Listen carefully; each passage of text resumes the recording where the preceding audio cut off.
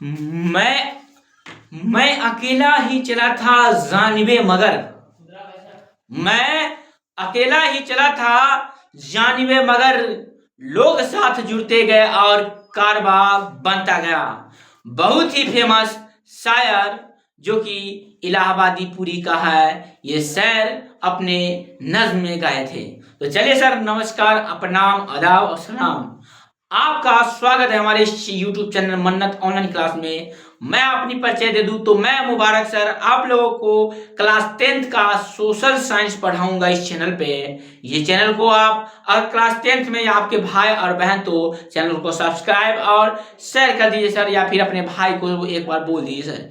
मैं social science की पूरी जिम्मेदारी लेता हूँ कि 100 में 100 सर जी आपको इस सब्जेक्ट में दिलवा कर ही रहूंगा। 100, 80, 90, 95, 94, 92 तक ही दिलवाऊंगा सर जी।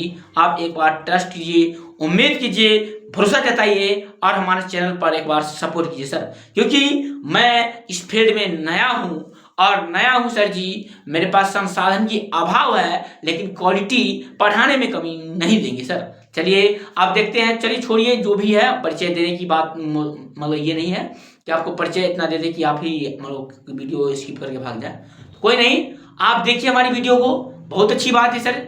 एक बार पूरी क्लास को देखिए, समझिए, न समझ में आए हमारे चैनल को डिसलाइक करिए और फिर चले जाइए। अगर समझ में आया लाइक कीजिए और सब्सक्राइब कीजिए आप अपनी तरफ से सर जी, क्योंकि मैं यहाँ पे मेहनत करूंगा और आपको हर कंसेप्ट को लाइन बाय लाइन पढ़ाने की और दिमाग के खोपड़ी में डालने की कोशिश करूंगा। तो चलिए हम आगे बढ़ते हैं सर जी। आपको बता दें सर जी, मैं क्लास 10th का आज शुरू करने जा रहा हूँ, जो कि ये बुक है हमारी अर्थव्यवस्था। क्लास 10th की बुक है सर। इस बुक को इंग्लिश में इकोनॉमिक्स बोलते हैं। इकोनॉमिक्स में से क्वेश्चन आता है और ये आवर अर्थव्यवस्था आवर इकोनॉमिक्स है। इस बुक को इंग्लिश में बोलते हैं सर जी, जो क्लास 10th का है।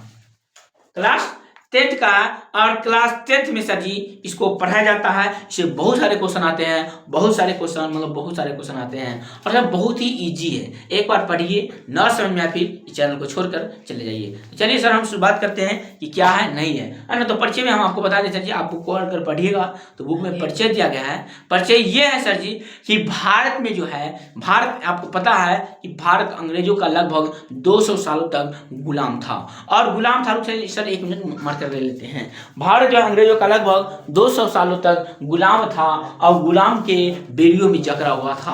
आपको पता होगा सर जी कि भारत जिस समय स्वतंत्र 1947 15 अगस्त 1947 में जब आजाद हुआ था, उस समय भारत की आर्थिक स्थिति बहुत ही तंगी थी सर। भारत में उस समय बेरोजगारी बहुत ही चरम स्पर्श था, चरम सीमा पे था। भूखमरी चरम सीमा पे था सर जी। और लोगों को खाने के लिए अनाज नहीं था, पढ़ने के लिए शिक्षा व्यवस्था अच्छी नहीं थी सर। पढ़ने के लिए शिक्षा व्यवस्था भी अच्छी नहीं थी। और बात करें अंधविश्वास, तो हमारे देश में अंधविश्वास बहुत था, लेकिन उस नक्श से हमारा देश अभी निकला है, 1947 में निकल चुका है। और वो जो कमर टूटी थी हमारे देश की अर्थव्यवस्था की, वो कमर जोड़ने में हमें और हमारी सरकार को बहुत ही वर्षों मशक्कत करना पड़ा। बाद बाकी अभी ठीक है। तो ये परिचय सर जी की जिस समय हमारा देश आज़ाद हुआ था, उस हमारे देश की अर्थव्यवस्था बहुत ही खराब थी, शिक्षा व्यवस्था खराब थी, रोजगार भी बहुत ही कम लोगों को था सर जी। और उसमें भूखमरी ज़्यादा था, अकाल था, दवाई की सुविधा नहीं थी। और सर जी उस समय बहुत बड़ी बड़ी समस्या थी, खाद्यान्न संकट आ चुका था और बहुत सारी समस्या थी हमारे देश में। इससे जो है 15 अगस्त 1947 में जो हमारा देश आज़ाद हुआ, तो उस समय भी जो है हमारे देश को, उससे पहले आप सुने होंगे या कभी पढ़े होंगे कि हमारे देश को सोने की चिड़िया कहा जाता था। लेकिन पता नहीं क्या हुआ, किसकी नजर लग गई हमारे देश पे कि सोने की चिड़िया आप जो है मिट्टी का सूर्या या फिर एक जो है बेरोजगार, अशिक्षित, अंधविश्वासी और गरीब देश में शामिल हो गया। तो सोने की चिड़िया को पता नहीं किसकी नजर लग गई और किसने इसको लूटा। आपको पता ही होगा कि अंग्रेजों ने हमारे देश पे लगभग 200 साल तक शासन किया और खूब लूटा खसोटा और अर्थव्यवस्था हमारे देश की खराब कर दी और अपने देश में ले जाकर जो अपनी अर्थव्यवस्था को सही किए। तो उनकी नजरिया से आप देखिएगा सर जी, तो हमारे देश पे वो आए थे शासन करने के लिए, कह रहे थे दुनिया के लोगों को कि देखो भारतीय लोग अशिक्षित है, बेरोजगार है, यहाँ के लोगों को बोलने की, चलने की, रहने सहने और जीवन स्तर कैसे गुजारते हैं ये तरीका नहीं है। इसलिए मैं भारत को अपना उपनिवेश बना लेता हूँ, अपना गुलाम बनाता हूँ और इसको भारत को सर जी जो है एक अच्छा देश और एक शिक्षित देश और सभ्य देश, सभ्य समाज में बनाऊंगा। ये सोचकर ये मोटिव से आए थे, लेकिन अलग ही फ्रॉड चल रहा था और भारत की अर्थव्यवस्था को एकदम मिट्टी में मिला दिए सर जी। जो सोने की चिड़िया कही जाती थी वो लोहा की चिड़िया भी नहीं बची। इस तरह से लूटा और खसोटा गया था। आपको बता दें सर जी, आपके बुक में एक हेडिंग बनेगा सर जी, उपनिवेशवाद। उपनिवेशवाद, उपनिवेश लिखा है, चलिए कोई नहीं, उपनिवेशवाद,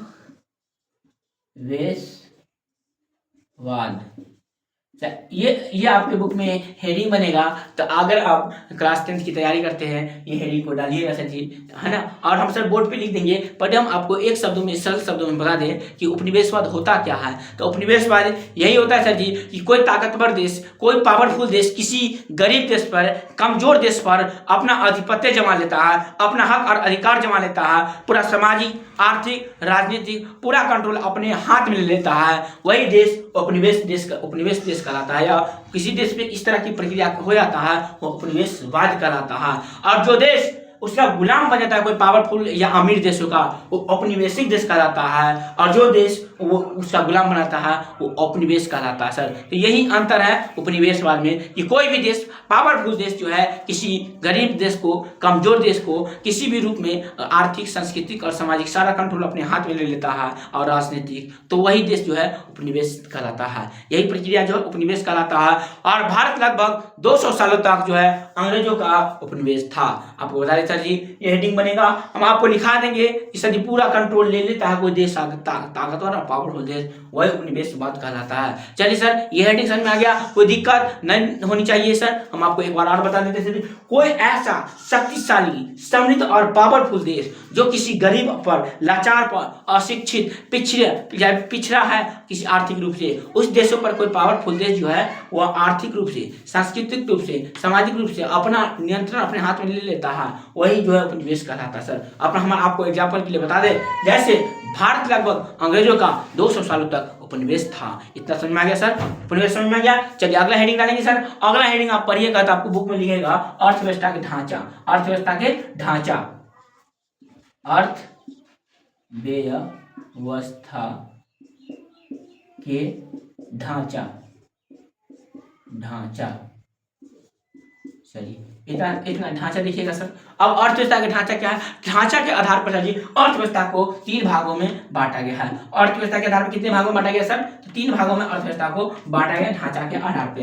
आपको बता दें सर क्या क्या होता है सर। तो पहला होता है प्राथमिक क्रिया। अर्थव्यवस्था में प्राथमिक क्रिया, फर्स्ट है ना, प्राथमिक क्रिया बांटा गया सर। हम आपको लिख के दिखाते हैं, प्राथमिक क्रिया सर। दूसरा है क्रिया, है ना सर। दूसरा है द्वितीय क्रिया, द्वितीयक क्रिया। और तीसरा है सर जी तृतीयक क्रिया, तृतीयक क्रिया।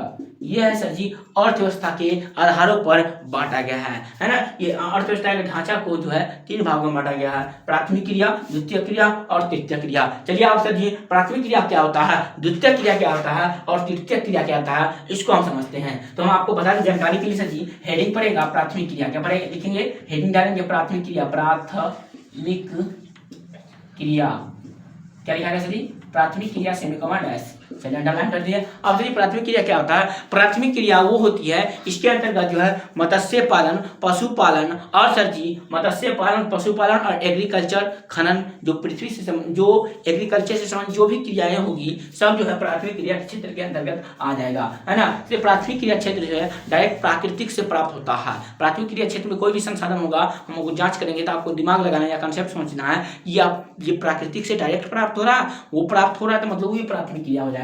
जैसे पशुपालन हम आपको बताएं, पशु से डायरेक्ट पशु जो है प्राकृतिक से प्राप्त होता है ना। पशुपालन, मत्स्य पालन हो जाएगा सर, मत्स्य पालन सर, मत्स्य पालन हो जाएगा। आपको बता दें सर जी कि कृषि एग्रीकल्चर जानते हैं सर, एग्रीकल्चर जो कृषि इंग्लिश में बोलते हैं एग्रीकल्चर, ये जो भी है सर, ये जो है कृषि जो देख रहे हैं ये भी जो है क्या हो जाएगा, प्राथमिक क्रिया क्षेत्र के अंतर्गत आ जाएगा। आपसे पूछेगा, बताइए, आपसे पूछेगा आप जितने बताइए निम्नलिखित में से कौन सा प्राथमिक क्रिया क्षेत्र के अंतर्गत आता है। आपको विकल्प में दे देगा, विकल्प में दे देगा विनिर्माण,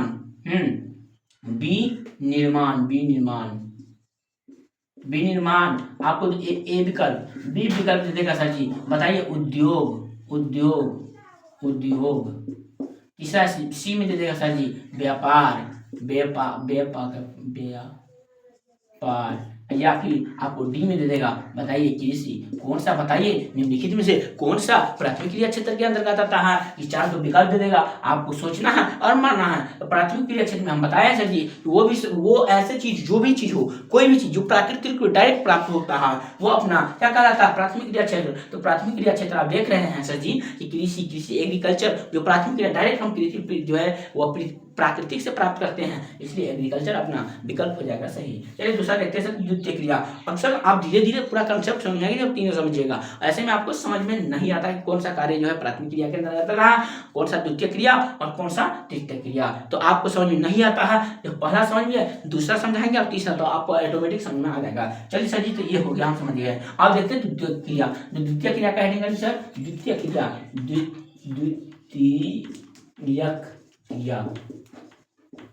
चलिए द्वितीय क्रिया सर जी, द्वितीय क्रिया का एक और नाम है, इसको सर द्वितीय क्रिया को बोलते हैं विनिर्माण भी बोलते हैं। क्या बोलते हैं, विनिर्माण या औद्योगिक क्रिया के नाम से भी जानते हैं। आप सर जी देखिएगा द्वितीय क्रिया होता क्या है, द्वितीय क्रिया में जो प्राकृतिक रूप से प्राप्त होता है, जो एग्रीकल्चर फील्ड से प्राप्त होता है, वो प्राप्त माल, जो कच्चा माल होता है, वो मशीनीकरण किया जाता है। क्या जाता है, मशीनीकरण। द्वितीय क्रिया को मशीनीकरण के नाम से भी हम जानते हैं सर जी, या औद्योगिकरण या मशीनीकरण के नाम से जानते हैं। तो आप देखिएगा मशीन मतलब प्राथमिक क्रिया से जो भी चीज प्राप्त होता है उसको मशीनीकरण किया जाता है। मान लेते ये एक मशीन है और हमने क्या किया सर जी कि ये जो है चीनी बनाने का मशीन है। क्या चीज का, चीनी बनाने का मशीन है, चीनी बनाने का मशीन है। हमने गन्ना जो है एक खेती में लाया, गन्ना में लाने के बाद जो है चीनी मशीन में डाला और डालने के बाद ये चीनी बन गया। क्या बन गया, चीनी बन गया। तो ये सर मशीन में जो प्रोसेसिंग हुआ है, धुआं था और बहुत सारे प्रोसेस हुआ है, उस सारा प्रोसेस के बाद जो है ये चीनी बना है, तो ये द्वितीय क्रिया के अंतर्गत आ जाएगा। क्यों आ जाएगा सर जी, क्योंकि इसमें मशीनीकरण क्या होता है। और सर एक दो और पॉइंट बता दें सर जी हम आपको,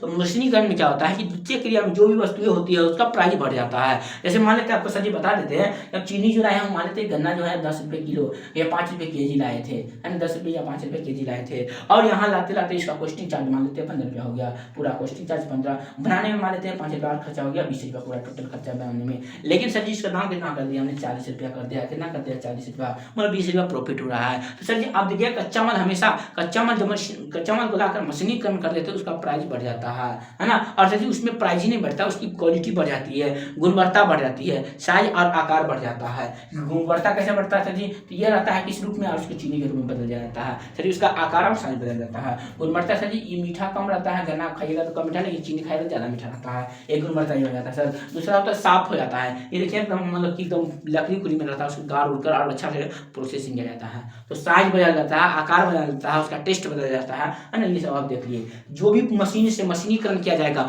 वैसा कोई भी प्रोडक्ट आप देखिएगा सर जी, जो मशीनीकरण किया जा रहा है, वो सारा प्रोडक्ट क्या कहलाएगा सर जी, ये प्रोडक्ट जो है द्वितीय क्रिया मशीनीकरण के क्षेत्र के अंदर आ जाएगा। हम आपको बताइए सर जी, आपसे पूछेगा विकल्प में बताइए कपड़ा उद्योग कौन सा क्रिया है, आपसे पूछेगा, विकल्प देगा 4 कि बताइए निम्नलिखित में से कौन सा कपड़ा उद्योग है। आपको विकल्प देगा कृषि, पशुपालन, मत्स्य पालन या फिर चीनी उद्योग या कपड़ा उद्योग। तो आपको विकल्प मानना होगा कपड़ा उद्योग। कपड़ा क्या चीज से बनता है सर, कपड़ा के लिए हम क्या करते हैं, कच्चा माल क्या होता है कपड़ा के लिए, कच्चा माल होता है कपास हम कहाँ से प्राप्त करते हैं, कपास की खेती होती है, मतलब एग्रीकल्चर फील्ड से प्राप्त करते हैं। प्राप्त करने के बाद हम जाते हैं मील में डालते हैं, वहां से लाते हैं बहुत सारा प्रोसेस होता है, प्रोसेस को हम मिल में डालते हैं, धुला करके जो भी होता है, और करने के बाद जो हम मशीन से हम एक कपड़ा बनाते हैं। क्या बनाते हैं सर? कपड़ा। कपड़ा मानते हैं कपड़ा हो गया, ये पाँव है, ये पाँव है ना, ये कपड़ा है, तू पहन लो, चलो तुम पहन लेगा, तुम पहन लेगा, वीडियो देखना ना तुम ही पहनेगा। चलिए कपड़ा बना दिए, तो हमने क्या किया सर जी, मशीनीकरण करने के बाद एक कपड़ा बना दिया। कपड़ा में यहाँ से लाया 5 रुपये किलो या 10 रुपये मानते हैं, 10 रुपये केजी लाया। यहाँ मानते हैं सब चीज चार्ज लगा, लेबर चार्ज, पोस्टिंग चार्ज, वहाँ पे जो जमीन का चार्ज, आप जो मशीन चार्ज, बहुत ज़्यादा चार्ज होता है, सारे चार्ज को लगा कर मानते हैं 10 रुपये किलो लाए तो 50 रुपये पड़ गया, है ना, या 20 रुपये पड़ गया सर, 20 रुपये केजी पड़ा, है ना, 20 रुपये केजी, यहाँ पे जी लिखेंगे, ये 10,000 होता है। चलिए तो 20 रुपये केजी पड़ा, अब 20 रुपये जो केजी पड़ा सर जी, तब क्या हुआ कि 20 रुपये केजी है, लेकिन एक कपड़ा बनाया तो एक केजी में 2 कपड़ा बना या 3 केजी कपड़ा बना, 3 कपड़ा बना, है ना, 3 कपड़ा बना, कितना बना? 3 कपड़ा बना, लो हम लिख देते कपड़ा, 3 कपड़ा बना। अब 3 कपड़ा जो बना, 3 का कपड़ा है 3000, तीनों कपड़ा का 1000 से हम 3000 रुपये दाम करते हैं। देख रहे सर, उसका आकार बदल गया, साइज बदल गया, क्वालिटी बदल गया, और उसका प्राइस भी बढ़ जाता है। ये होता है मशीनीकरण। ऐसी क्रियाओं को द्वितीयक क्षेत्र के अंतर्गत रखा जाता है। कोई दिक्कत सर? नहीं। जैसे आप एक लड़का ने ऑब्जेक्टिव में पूछता, बताइए निम्नलिखित में बांस का टोकरी बनाना कौन सी क्रिया के अंतर्गत आता है? आप सभी बांस का जो टोकरी देखिए जानते होंगे, या मिट्टी का बर्तन ये भी जानते होंगे। तो मिट्टी का बर्तन क्वेश्चन जो है कॉमन है और हर साल पूछने की संभावना रहती है, कई बार पूछा भी गया है। तो आपसे पूछेगा सर बताइए कि टोकरी उद्योग या टोकरी बनाने की जो प्रोसेस है वो कौन सी क्रिया के अंतर्गत आएगा? तो हम आपको जानकारी के लिए बता दें सर जी कि देखिए टोकरी बनाने के लिए क्या लगता है? कच्चा माल लगता है, बांस लगता है, बांस का ही टोकरी बनता है। तो क्या करते हैं कि बांस हम जाते हैं और बांस खरीद कर लाते हैं। तो बांस हमें कहाँ से प्राप्त होता है? एग्रीकल्चर फील्ड से, प्राकृतिक से प्राप्त होता है। प्राकृतिक मतलब बांस की खेती की जाती है, तो एग्रीकल्चर फील्ड से प्राप्त हो जाता है, कृषि से प्राप्त हो जाता है। बांस को छेद साफ करते हैं, बांसुली हंसुआ जो भी होता है उसे छील छाल के एकदम प्लेन बनाते हैं, और तब जाके हम मशीनी मतलब बांस से काटना, उसको फिट करना, नाप पे काटना, छेद बनाना, ये सब मशीनीकरण हो रहा है। मशीनीकरण करने के बाद जो है उसका हम जो है बेसिक ढांचा बनाते हैं, ढांचा में जो है उसको बना देते हैं। तो उससे क्या होता है कि बांस लाते हैं मोटा, लेकिन उसका आकार बदल देते, साइज बदल देते हैं, और जो आकार बदल साइज बदलता है उसका गुण बदल जाता है। वो बांस रहता है, बांस से एक टोकरी बदल आकार बदल जाता है, और उसका प्राइस भी बढ़ जाता है। मान लेते हैं कि बांस हम जो है गाँव घर में ज़्यादातर 100 रुपये एक बांस मिलता है, 100 रुपये एक बांस मिलता है, तो अब वही टोकरी का दाम 500 रुपये हो गया है। तो मतलब क्या मशीनीकरण करने के बाद जो है इसका दाम बढ़ जाता है। तो बताइए हम आपको बता दें कि जो टोकरी है वो द्वितीय क्रिया के अंतर्गत आएगा कि नहीं आएगा? बिल्कुल आएगा सर। अब मिट्टी का बर्तन, जैसे मान लेते मिट्टी जो है वह प्राकृतिक रूप से प्राप्त होता है कि प्राथमिक क्रिया के अंतर्गत रहेगा। लेकिन बर्तन बनाना एक आभा होता है, आभा इस तरह का गोल राउंड टाइप का होगा, उसमें एक इस तरह से रहता है, कुछ लगा इसे मट्टी डालते हैं, आकार जैसे डालते हैं वैसा बन जाता है। तो ये आभा बोलते हैं, क्या बोलते हैं? आभा जो होता है एक मशीन होता है, उसमें एक बर्तन का आकार दे जाता है। अब मशीन पर जो ना चाहते हैं मशीनीकरण हो जाता है, इसलिए ये जो है द्वितीय क्रिया के अंतर्गत आ जाएगा। कितना है सर जी? द्वितीय क्रिया के अंतर्गत आ जाएगा। आपको हम और बता दें सर जी द्वितीय क्रिया के क्षेत्र के अंतर्गत कैसे आएगा। तो इसका कारण ये है कि मिट्टी मशीन जो है, मशीन में हमने मिट्टी डाला, मिट्टी से मशीनीकरण हो गया। इससे जो है जैसे मानते हैं 2 रुपये या 4 रुपये किलो में जो है मिट्टी दिए थे, है ना, केजी जो है मिट्टी खरीदते थे। अब एक मटका का दाम, जैसे 1 केजी मिट्टी में 2 मटका बनाए, कितना? 2, तो दोनों का दाम है 20 रुपये, कितना? 20 और 20, है ना। और मान लेते 1 केजी में 2 मटका बनाए थे, मतलब कि हमको पूरा इसमें हमारे लेबर चार्ज सब जोड़ चार के जो भी है सारा चार्ज काट खोट के पकाने उगाने में जो भी इन्वेस्टमेंट लगा मिट्टी ढोने में, सारा का हमारे थे 5 से 6 रुपये लगा। तभी भी सर हमको 16 रुपये प्रॉफिट हो रहा है बेचने के बाद, है ना। तो 16 रुपये जो है प्रॉफिट हो रहा है। ये क्या मशीनीकरण हो जाता है। आपने प्राथमिक क्रिया में जान गया और द्वितीय क्रिया समझ में आ गया। और तृतीय क्रिया समझते सर, तृतीय क्रिया को सेवा क्षेत्र के नाम से जानते हैं। तृतीय क्रिया को सेवा क्षेत्र के नाम से जाना जाता है। सर सेवा क्षेत्र क्या होता है? चलिए हम समझते हैं सेवा क्षेत्र क्या होता है। देखिए सर जी, सेवा क्षेत्र मतलब किसी व्यक्ति को सेवा देना। उसमें सर जी किसी वस्तु बनता नहीं है, नहीं किसी वस्तु को हम बेचते हैं, नहीं कोई वस्तु बनता है, नहीं कोई किसी प्रकार का इसमें वस्तु होता ही नहीं है। इसे सिर्फ एक शारीरिक रूप से सेवा करना होता है। जैसे आप देखते हैं, जैसे हम आपको पढ़ा रहे हैं, तो आपको हम पढ़ा रहे सर जी, ये हमारा सेवा है। नहीं हम आपको कोई वस्तु दे रहे हैं लेकिन बदले में पैसा लेंगे, समझ रहा। तो ये होता है सेवा। सेवा जो होता है सर जी तृतीय क्रिया के क्षेत्र में आ जाएगा। कभी आप गए होंगे गाड़ी से जब गए होंगे दरभंगा या कहीं कोई भी शहर में जाते होंगे, तो आप देखते होंगे सर जी कि आपको जो है कोई गाड़ी चालक जो वाहन ड्राइवर होता है, नहीं आपको किसी प्रकार की वस्तु देता है, नहीं आपसे किसी प्रकार वस्तु कुछ लेता है, लेकिन आपसे पैसा लेता है। मतलब क्या होता है सर जी, आपको जो है वस्तु जो वाहन चालक होता है आपको सेवा देता है, जिसके माध्यम से आप उसको उसी के मतलब आप उसको पैसा पेमेंट करते हैं। ये एक एग्जाम्पल हो गया सर। और आपको बता दें सर, संचार जानते हैं, जैसे हम बात करते हैं किसी चीज़ से, मोबाइल हो गया, फोन हो गया, रेडियो, किसी भी चीज़ से जो संचार का माध्यम है, और संचार से सर हम बात करते हैं, वो भी एक प्रकार का सेवा होता है। तो वो भी तृतीय क्रिया क्षेत्र के अंतर्गत आ जाएगा सर।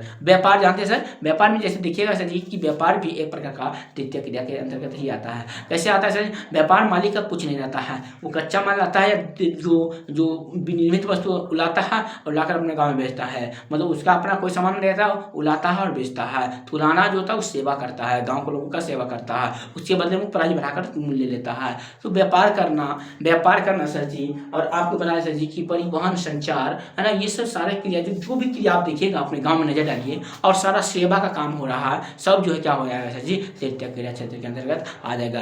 सर जी हम आशा और उम्मीद करते हैं कि आपको इस कंसेप्ट समझ में आया होगा। आगे बढ़ेंगे सर जी, हो सकता है हमसे गलतियाँ हो जाए क्योंकि हम अभी जो है एक ऑब्जेक्ट के सामने बोल रहे हैं और जाहिर सी बात है सर, फर्स्ट टाइम जब कोई व्यक्ति बोलता है तो हो सकता है कुछ मिस्टेक हो जाए, इसके लिए क्षमा प्रार्थी है सर। आगे अगली बार से जो है गलतियाँ नहीं करेंगे, है ना, और कोशिश करेंगे कम से कम गलती हो। क्योंकि हम बता दें सर जी, एक बात हमारी बात गांठ मान लीजिएगा कि कोई भी टीचर ऐसे हो और बोल रहा है कि हमारी दुनिया का कंसेप्ट आता है तो वो गलती बता रहा है। हो सकता है सर जी कि हम ही अगर हम बोल दें कि हमें पूरा दुनिया का कंसेप्ट आता है, सारा चीज आता है, वह झूठ बोल रहा है या गलत बोल रहा है, ये दोनों चीज गांठ मान लीजिएगा सर। तो हम प्रैक्टिस करें सर, आपको पढ़ाने की कोशिश करें सर, हो जाए। अगर आपको समझ में आए अच्छी बात है, लाइक और सब्सक्राइब कर दीजिएगा। नहीं समझ में आए सर, डिसलाइक कर दीजिए या फिर एक सजेशन दीजिए। सजेशन ये दीजिए सर कि सर इसमें सुधार कीजिए क्वालिटी में, या फिर कुछ बोलने में स्लो बोलिए, फास्ट बोलिए, या फिर मैक लाइए सर, कुछ सजेशन आप दे सकते हैं। दूसरी बात सर, आपको एक जानकारी के लिए बता दें सर, आप जानते ही होंगे कि आप एक आईना देखिए, आप जो है ऑडियंस से हमारे छात्र हो जाइएगा। आप छात्र जो है एक आईना की तरह होता है। आईना जानते हैं सर, आईना का काम क्या होता है कि आपके फेस में जो भी दाग धब्बा होता है सारा चीज को आपको दिखा देता है। आप सर जी वो दाग धब्बा जो होता है आपके आंखों को, आपके फेस का, वो सारा चीज आपको दिखा देता है कि यहाँ पे क्या लगा है यहाँ पे। ठीक उसी प्रकार आप हमारे शीशा की तरह होंगे, आप जो है एक शीशा की तरह काम कर रहे हैं हमारे लिए। हम अपना फेस यानी कि पढ़ाने का टैलेंट और पढ़ाने का टैलेंट, समझाने का टैलेंट जो है आपको सिखा रहे हैं। जो गलतियां लगे सर, आपसे ही हम सीखेंगे कि अगली बार गलती न हो। समझ में आ रहा है सर? तो आप आईना की तरह डायरेक्ट हमें जो भी गलतियां हमसे हो रही है वो हमको डायरेक्ट आईना की तरह हमें बताइए कि सर ये गलती हो रहा है, ये गलती हो रहा है। कमेंट में सर सजेशन दे सकते हैं सर। बहुत अच्छा सर, आप मिलते हैं नेक्स्ट वीडियो में सर। जब तक के लिए बाय। और सर जी हम आपको बता दें कि गलतियां होगी तो माफ कर दीजिएगा सर। मिलते हैं फिर, सजेशन आप अपना दीजिएगा सर। चलिए बंद करते हैं वीडियो को।